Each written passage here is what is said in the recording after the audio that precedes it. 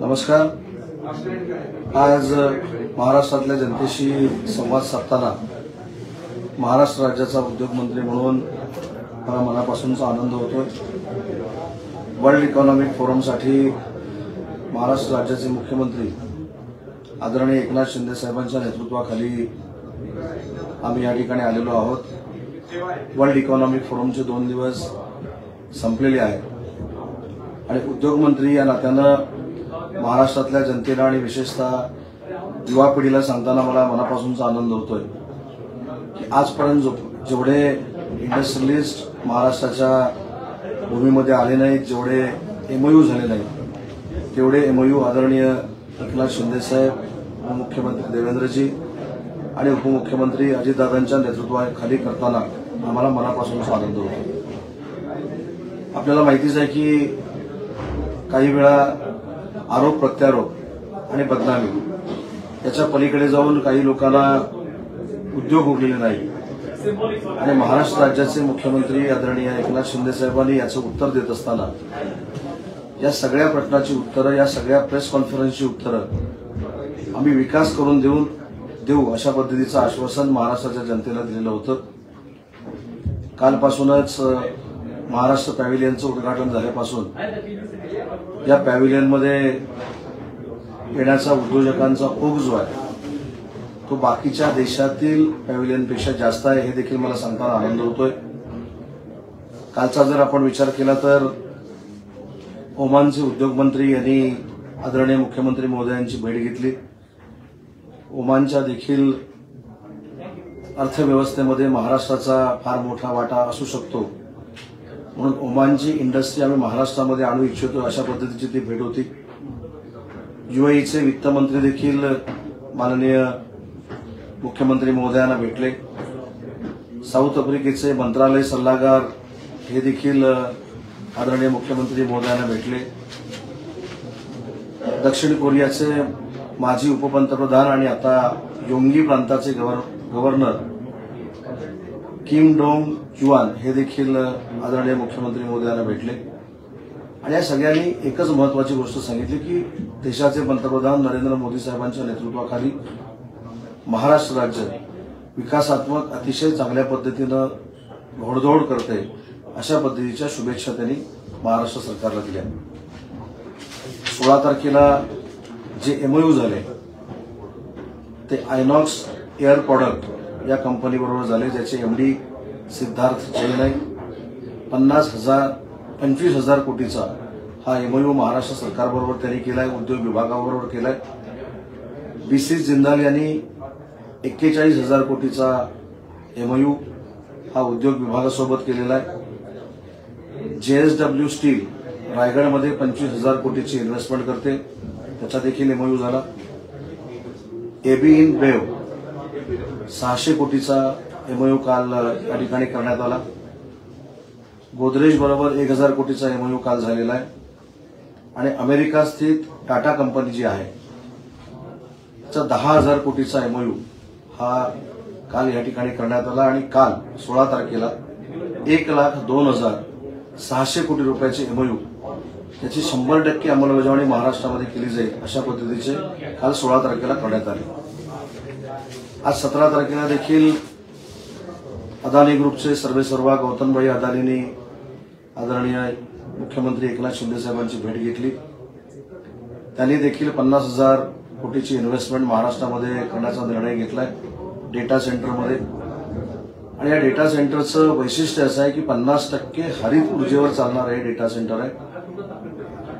त्यांची देखील अजून महाराष्ट्रामध्ये इन्व्हेस्टमेंट करण्याची इच्छा आहे। लॉयल मेटल गडचिरोलीमध्ये 39,200 कोटी रुपयाची इन्व्हेस्टमेंट करते। मित्तल ग्रुप 40,000 कोटीचा एमओयू हा उद्योग विभागाबरोबर त्याने केलेला आहे। स्विस इंडियन चेंबर ऑफ कॉमर्सनं 1,158 कोटीचा एमओयू आपल्यासोबत केलाय। जेम्स अँड ज्वेलरीचा 50,000 कोटीचा एमओयू आत्ताच पार पडलेला आहे। वेबवर्क्समध्ये 5,000 कोटी रुपयाची इन्व्हेस्टमेंट आणि एमओयू हा आपल्या सरकारबरोबर होतोय। लॉजिस्टिकमध्ये 4 एमओयू आज होत आहेत। ESR आहे, KSH आहे, प्रगती आहे. 3,500 कोटी रुपयाची इन्व्हेस्टमेंट ही महाराष्ट्रामध्ये होते. नॅचरल रिसोर्स मधली जी कंपनी आहे ती 20,000 कोटीची इन्व्हेस्टमेंट ही महाराष्ट्रामध्ये करते. आज 17 तारखेला 2,08,850 कोटी रुपयाचे MOU हे उद्योग विभागाबरोबर सरकारबरोबर पार पडलेले आहेत.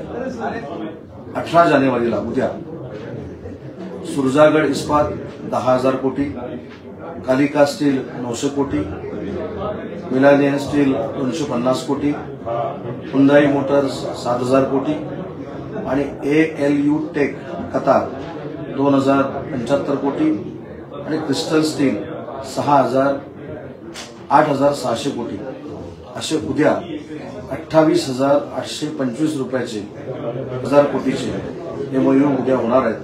आणि मला सगळ्यात महत्वाची गोष्ट जी महाराष्ट्राच्या जनतेला जे आरोप आमच्यावर करतात त्यांना आणि ज्यांच्यासाठी उद्योगमंत्री म्हणून मी आणि महाराष्ट्र राज्याचे मुख्यमंत्री असतील, दोन्ही उपमुख्यमंत्री असतील, त्या युवा पिढीला रोजगार देण्यासाठी या 16, 17 आणि 18 या 3 दिवसामध्ये 3,40,275 कोटीचे MOU उद्योग विभागाने केलेले आहेत. याच्यातनं 1,90,900 बेरोजगार युवकांना युवतींना याच्यामधनं रोजगार मिळणार आहे. हा जो 3,40,275 कोटीचा मी आपल्याला उल्लेख केला MOUचा हा फक्त उद्योग विभागाचा आहे. आणि महाप्रीतनं जवळजवळ 52,000 कोटीचे MOU हे महाराष्ट्र सरकारबरोबर केलेले आहेत. त्याची देखील इन्व्हेस्टमेंट या ठिकाणी होते.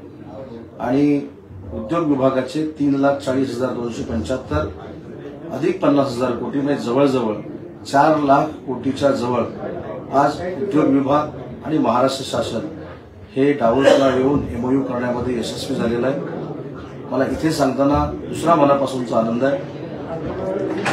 जे उद्योजक आम्हाला भेटले, विशेषतः मुख्यमंत्र्यांना भेटले, जे मंत्री परदेशातले भेटले, या सगळ्यांनी महाराष्ट्रातल्या इन्फ्रास्ट्रक्चरचं भरभरून कौतुक केलेलं आहे.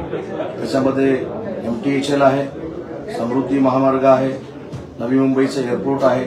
एवढंच नाही तर एका उद्योजकाने जे कार शेडचं राजकारण चालू होतं ते तुम्ही थांबवलं, याबद्दल देखील माननीय मुख्यमंत्री मोदयांचे आभार मानले.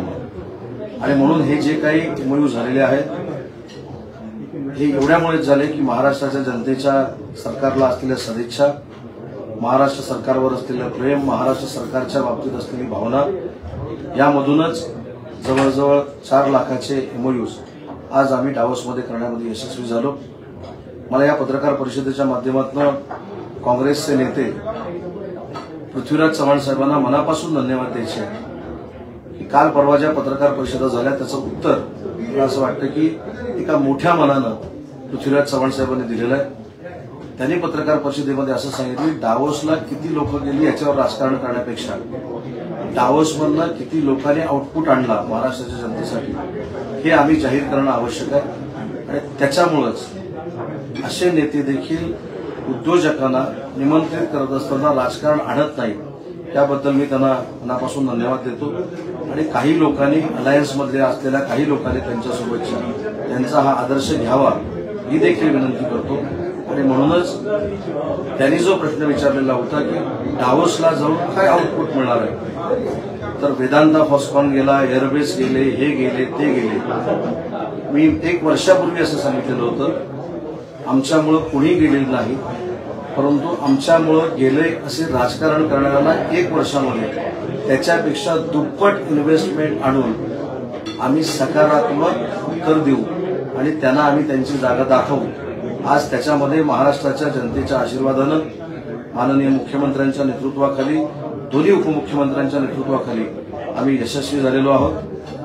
मला महाराष्ट्रातल्या जनतेला अजून एक महत्वाची गोष्ट या ठिकाणून सांगायची आहे की जूनच्या पहिल्या आठवड्यामध्ये महाराष्ट्रामध्ये मॅग्नेटिक महाराष्ट्र नावाचा एक फार मोठा सरकारचा इव्हेंट आम्ही करतोय. आज डावोसला येऊन आम्ही सुमारे 4 लाखाचे MOU केले. या मॅग्नेटिक महाराष्ट्रामध्ये याच्यापेक्षा दुप्पट तिप्पट आम्ही MOU करू आणि महाराष्ट्रच देशाचं ग्रोथ इंजिन आहे. महाराष्ट्रच देशामध्ये उद्योग क्षेत्रामध्ये एक नंबरला आहे, जो 2 वर्षापूर्वी मागे गेला होता, हे दाखवण्याचा त्याच्यातनं देखील आम्ही प्रयत्न नाही तर आम्ही ते सिद्ध करू. म्हणून मॅग्नेटिक महाराष्ट्र हा देखील आम्ही आयोजित करण्याचा निर्णय घेतलाय. आणि डावोसमध्ये आल्यानंतर अजून एक आम्ही प्रयत्न करणार आहोत. आणि सगळ्या इंडस्ट्रीजनी असं सांगितलेलं आहे की दुबई हे सध्या कनेक्टिव्हिटीचं चांगलं केंद्र बनलेलं आहे. आणि म्हणून फॉरेन इन्व्हेस्टमेंट आणण्यासाठी एक जर दुबईपर्यंतचा ब्रिज आपण तयार केला, आणि ब्रिज याचा अर्थ कनेक्टिव्हिटी, तिथं कार्यालय करून सुरू केली, तर त्या कार्यालयाद्वारे अतिशय चांगली इन्व्हेस्टमेंट भारतामध्ये म्हणजे महाराष्ट्रामध्ये येऊ शकते, अशी विनंती केल्यामुळे मुख्यमंत्र्यांच्या नेतृत्वाखाली येत्या 2 महिन्यामध्ये असं एम्बेसीद्वारे डेस्क जर सुरू करता आला किंवा प्रायव्हेट जागा घेऊन आम्हाला ऑफिस उद्योग विभागाचं त्या ठिकाणी सुरू करता आलं, तर तो प्रयत्न आम्ही प्रामाणिकपणानं करणार आहोत. आणि म्हणून छत्रपती शिवाजी महाराज यांच्या महाराष्ट्रामध्ये सकारात्मक राजकारण जे एकनाथ शिंदे साहेबांच्या, देवेंद्रजींच्या आणि अजितदादांच्या नेतृत्वाखाली चाललेलं आहे, आणि जनतेने जे आशीर्वाद दिलेले आहेत, त्या जनतेचा उद्योगमंत्री म्हणून त्या तिघांच्याही नेतृत्वाखाली आजपर्यंतचे सगळ्यात जास्त एमओयू करण्यामध्ये डावसला आम्ही यशस्वी झालोय, हे मला नम्रतापूर्वक या ठिकाणी सांगितलं पाहिजे. आता हे देखील मला माहिती आहे की मी हे सांगितल्यानंतर उद्या परत प्रेस कॉन्फरन्स होईल, हे कसे झालेले नाही, कसे होणार आहेत, कसे होणार नाही, ही निगेटिव्हिटी क्रिएट करण्याचा प्रयत्न होईल. मला त्यांना देखील विनंती करायची आहे की राजकारणाच्या वेळी राजकारण करू. जी भूमिका उद्योग क्षेत्रामध्ये आदरणीय शरद पवार साहेबांनी घेतलेली आहे, पत्रकार परिषद घेऊन पृथ्वीराज चव्हाण साहेबांनी घेतलेली आहे, अशी सकारात्मक भूमिका जर प्रत्येक पक्षानं ठेवली तर ते चांगलं वातावरण तयार होईल. आणि या चांगल्या वातावरणामध्ये महाराष्ट्रामध्ये अनेक उद्योजक येतील.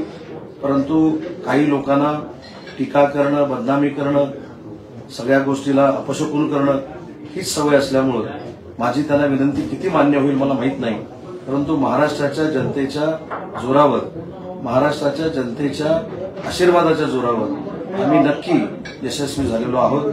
भविष्यामध्ये देखील एकनाथ शिंदे साहेबांच्या, देवेंद्रजींच्या, अजितदादांच्या नेतृत्वाखाली आम्ही यशस्वी होऊ, ही खात्री या पत्रकार म्हणजे फेसबुक लाईव्हच्या माध्यमातून मी या ठिकाणी मांडतो.